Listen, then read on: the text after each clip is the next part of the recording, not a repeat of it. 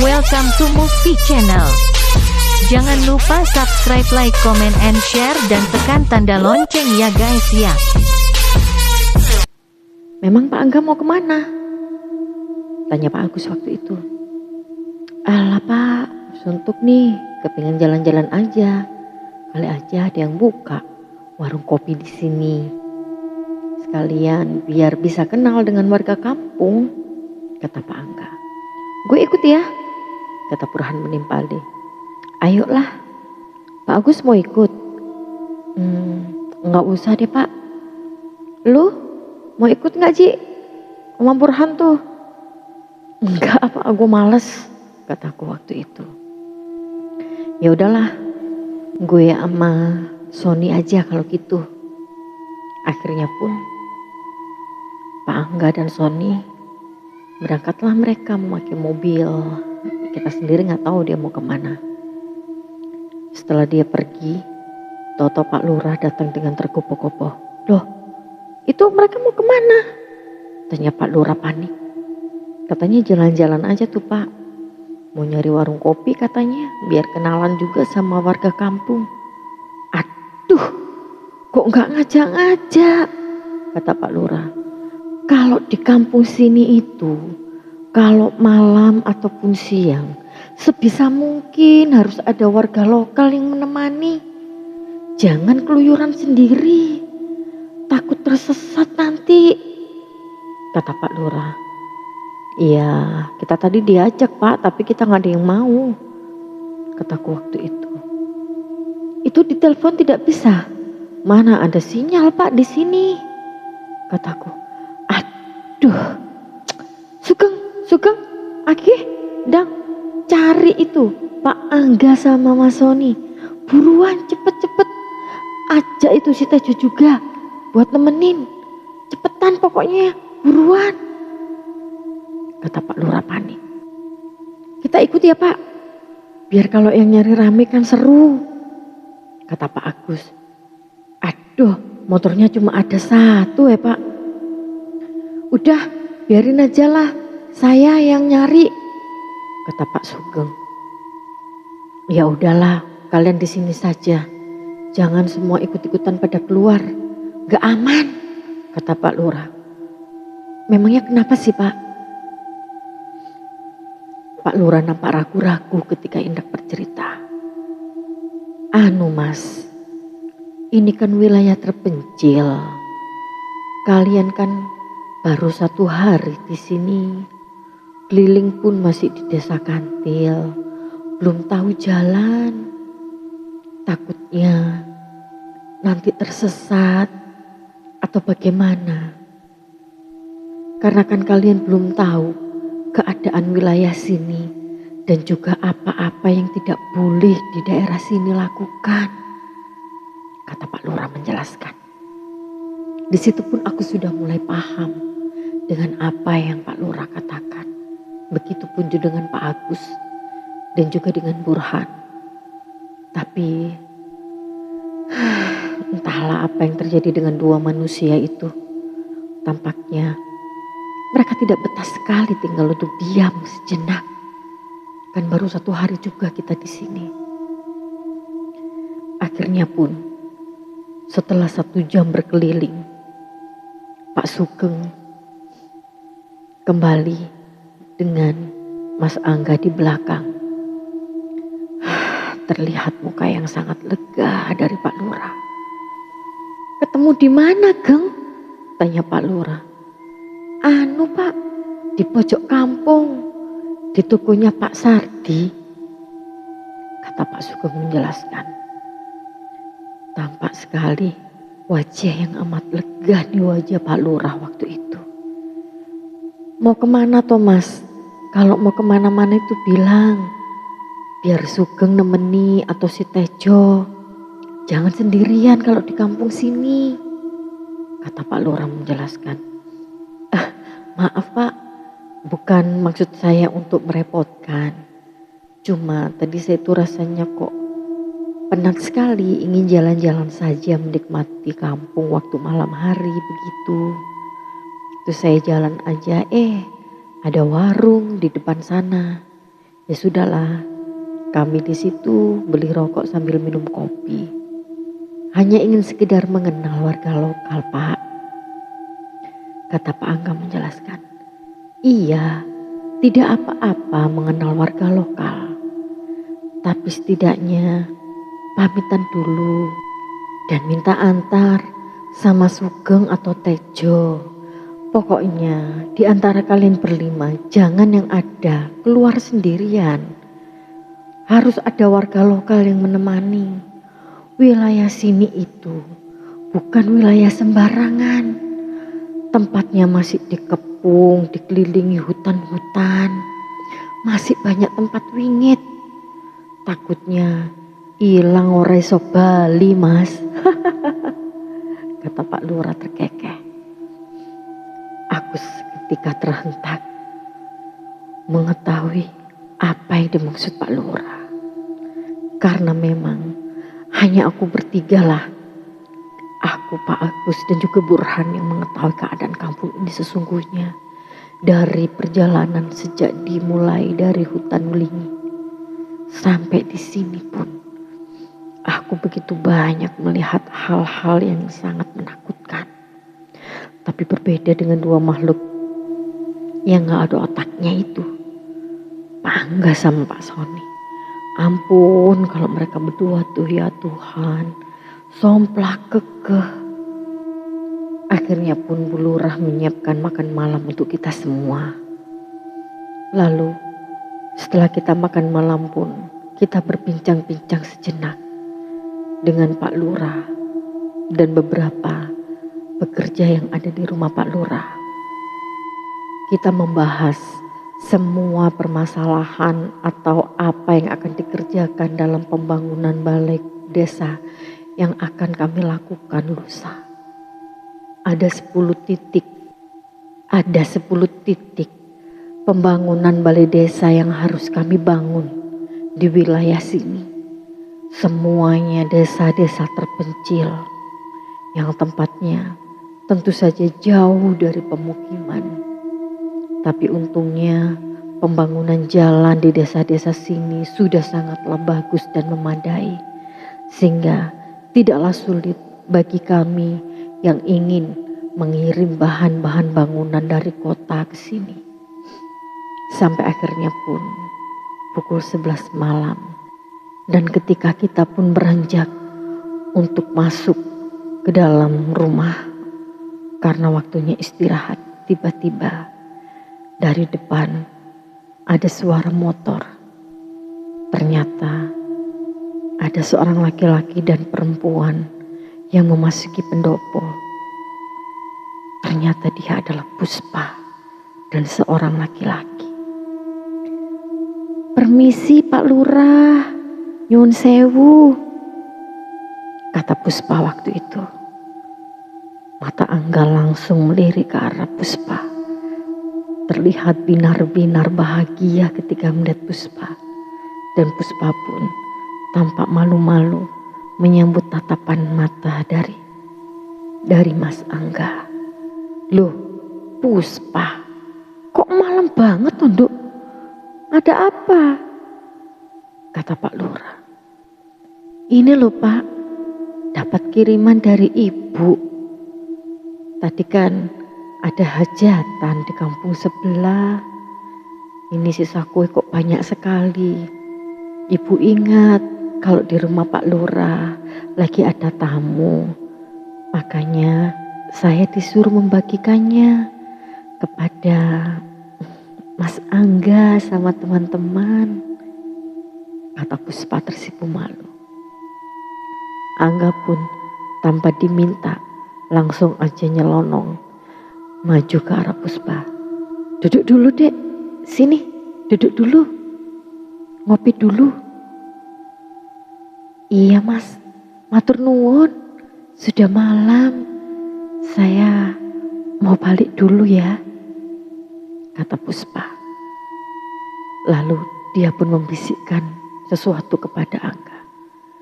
Mas, nanti ke tempat saya ya, saya tunggu, katanya waktu itu. Angga yang tercekat. Dia bingung, tapi dia mengangguk. Iya dek, jawabnya pelan. Kemudian Puspa pun dia berpamitan untuk pulang.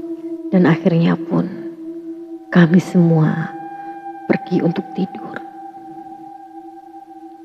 Aku yang berusaha memejamkan mata. Tapi mata ini pun rasanya tidak bisa terpejam. Seakan-akan terlintas bayangan-bayangan. Tapi aku tidak tahu ini apa, mimpi ataukah hanya sekedar bayangan. Aku melihat Pak Angga dan juga Puspa. Mereka berjalan berdua di bawah sinar bulan, di antara pohon-pohon di tengah gelapnya malam. Tapi tiba-tiba aku melihat wajah Puspa. Dia berubah menjadi sangat tua sekali. Sangat menyeramkan. Wajahnya menjadi keriput. Badannya pun bongkok.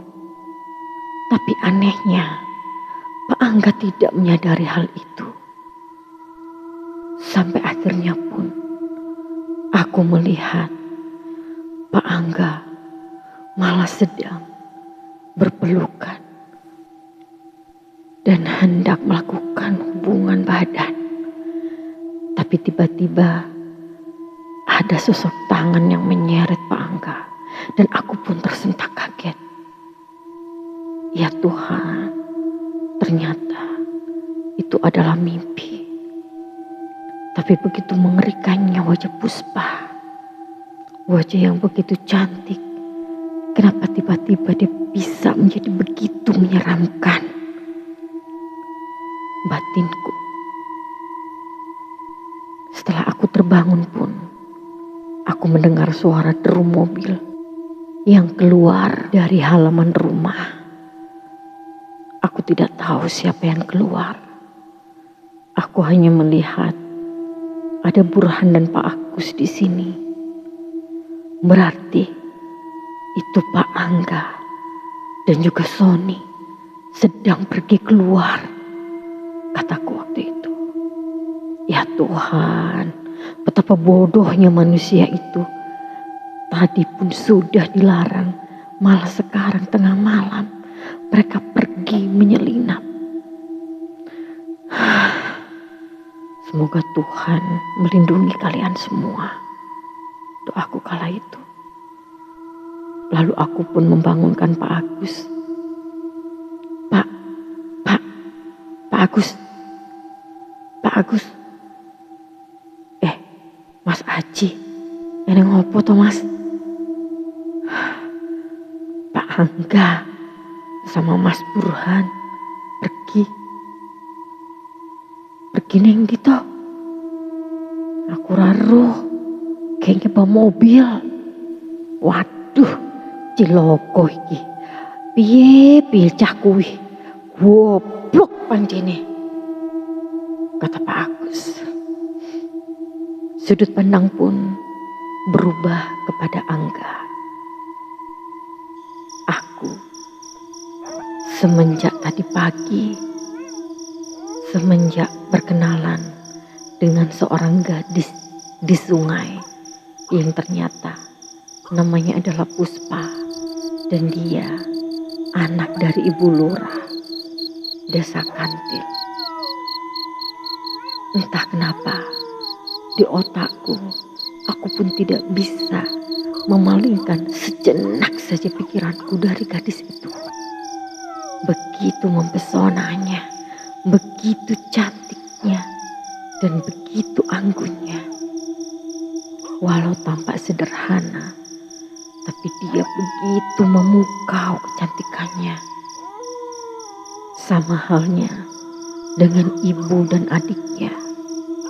Ibunya pun walau sudah berumur, tapi dia tampak awet muda sekali. Entahlah, bahkan aku melihat dia seperti masih 30 tahun. Dan nampaknya pun Bu Lurah Tampaknya dia tertarik dengan Sony. Kita berdua bisa-bisanya jatuh hati hanya dalam sekali pandang mata. Iya, Puspa telah menarik hatiku dan Bulura menarik hati Sony. Kala itu, saat malam hari, ketika Puspa datang ke tempat Pak Lurah, dan dia pun mengatakan akan menungguku malam ini. Seketika hatiku pun berontak, ingin sekali mengejarnya. Dan entah kenapa, otakku selalu saja ingin ke tempatnya. Seolah-olah aku tidak bisa berpikir yang lain. Ternyata ketika aku mengajak Sony, dia dengan semangat 45, dia pun setuju untuk mengantarkan aku bertemu dengan Puspa. Walaupun Puspa tidak mengatakan di mana kita akan bertemu, tapi aku sangat yakin sekali kita akan ketemu malam ini. Walaupun entah di mana dan bagaimana, aku pun tidak tahu jalan yang harus aku lalui ke desa Kantil. Karena tempatnya ada di balik gunung dan juga banyak sekali jalan yang bercabang menuju ke arahnya. Aku pun tanpa GPS, tanpa apapun, langsung saja bergegas menjalankan mobil ke arah keluar dari kampung ini. Dan ya, ternyata di pojok kampung pun aku melihat dua orang wanita yang dia memakai sepeda motor. Ternyata dia adalah Puspa dan juga Bulura. Aku begitu terkaget dan tersentak. Kok bisa-bisanya mereka jam segini, jam 12 malam, ada di tepi jalan. Aku pun menghentikan mobilku. Lalu aku pun mendekati mereka berdua. Loh, Bulura, Dek Puspa, kok malam begini? Ada apa ini? Tanyaku. Kenapa motornya? Tidak tahu mas, motornya mogok, kata Dek Puspa waktu itu. Suaranya yang begitu lembut langsung masuk menembus telinga, mata dan jantungku. Seakan aku pun terlena dengan semua ucapan dan kata-kata lembutnya. Lo mogok kenapa toh dek? Kok bisa? Kataku waktu itu. Sedangkan Bulura, kulihat matanya tajam. Dia melirik ke arah Burhan. Dia menatap Burhan tanpa melepas. Begitupun dengan Burhan. Matanya seakan tidak bisa lepas dari pandangannya kepada Bulura. Mas, ki piye ki? Kok gak bisa di starter toh mas motornya? Kata Di Puspa waktu itu. Aku antar pulang aja gimana? Ini motornya kalau di sini gimana ya? Gak apa-apa tuh gimana? Gak apa-apa. Gak bakalan ada yang ngambil kalau di daerah sini. Besok pagi atau nanti biar aku suruh anak buahku ngambil mas. Kata Bulura waktu itu. Oh gitu Bulura. Monggo kalau gitu saya antarkan pulang. Kataku waktu itu. Dan akhirnya pun kami berdua mengantarkan Bulura dan juga Bu Puspa pulang ke desa Kantil. Suasana yang begitu gelap dan juga seram membuat aku begitu ngeri melihat jalanan kanan kiri yang dipenuhi dengan hutan belantara dan juga jalan yang berkelok-kelok. Son, lu deh yang nyetir. Gue gak bisa kalau nyetir kayak begini, kataku waktu itu. Ah, lu, yaudahlah sini ganti nama gue. Lalu aku pun dan Sony turun dari mobil dan bergantian. Tapi tiba-tiba pun Bu Lurah dan juga Puspa, mereka pun ikutan turun. Loh, kok turun? Kenapa Bu? Tanyaku waktu itu. Biar saya yang di depan nemani Dek Burhan. Supaya Dek Burhan tahu jalannya. Katanya waktu itu. Oh iya benar-benar Bu. Monggo, kata Burhan waktu itu. Akhirnya pun Burhan yang menyetir mobil dengan Bu Lurah di depan. Sedangkan aku di tengah dengan Puspa. Suasana di dalam mobil terus terang amat kaku dan canggung. Tapi entah kenapa aku begitu bahagia bisa duduk berdua berdampingan dengan Puspa. Lalu Puspa pun memegang tanganku. Aku yang sangat berkeringat dingin menoleh ke arahnya dan tersenyum membalas pegangan tangannya. Lalu dia pun, aku rasa, sedang pura-pura tertidur. Kepalanya menyender di pundakku. Begitu harum bau rambutnya. Begitu cantik wajahnya. Lalu, aku pun menyandarkan kepalaku di kepalanya. Kami berdua pun tertidur di belakang.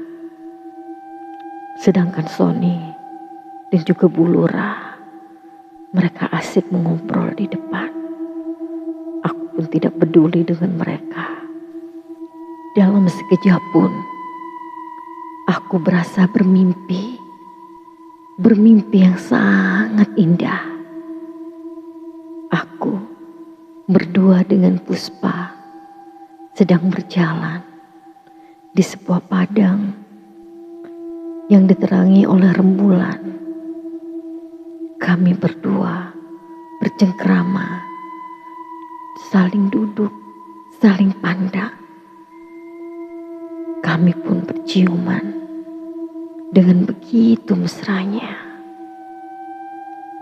Dan dia pun menyandarkan kepalanya di pundakku sambil memeluk.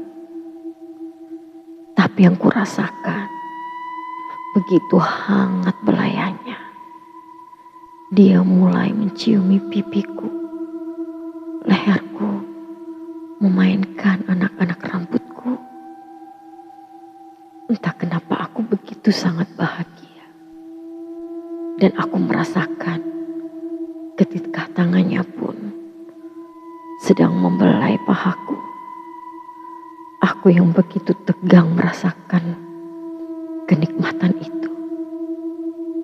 Seketika pun dibangunkan oleh Sony. Weh, Tangi, bangun. Udah nyampe ini. Molor aja lu. Kata Sony membangunkan aku. Aku yang terkaget. Kulihat tangan Puspa pun memang sedang berada di pahaku. Aku begitu kikuk dibuatnya. Bu Lurah hanya tersenyum manis kepadaku. Ayo turun dulu, ngopi-ngopi dulu, kata Bu Lurah waktu itu. Kami pun akhirnya turun. Lalu Puspa membuatkan kami kopi. Dan kita pun duduk di ruang tamu di rumah Bu Lurah. Terima kasih lo ya, Mas Angga, Mas Sony sudah mengantarkan kami sampai rumah dengan selamat, kata Bu Lurah. Kalau tidak ada kalian, tidak tahu, mungkin kita juga akan jalan kaki nyampe rumah sini. Kalau jalan kaki memangnya ibu tidak takut, kataku waktu itu. Kalau kami Mas, orang kampung sini, kecil, besar, tumbuh di kampung sini, tidak ada yang kami takuti. Palingnya cuman ada apa toh? Demit ya ora iso ngopo-ngopo toh Mas. Mendengar kata Bu Lurah, seketika aku begitu ngeri. Entah kenapa aku tidak berpikiran kalau ada pun hantu.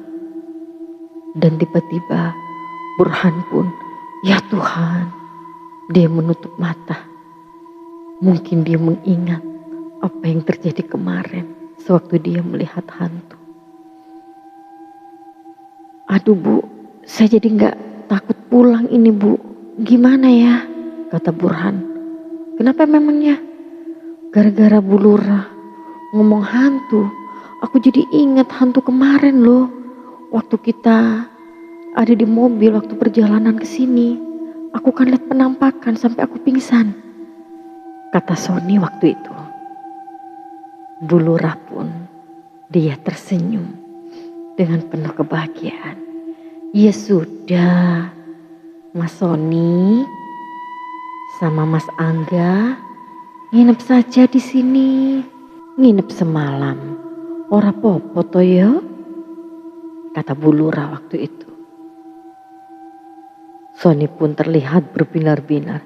Ya udah kita nginep aja lah ya. Gak berani gue sumpah.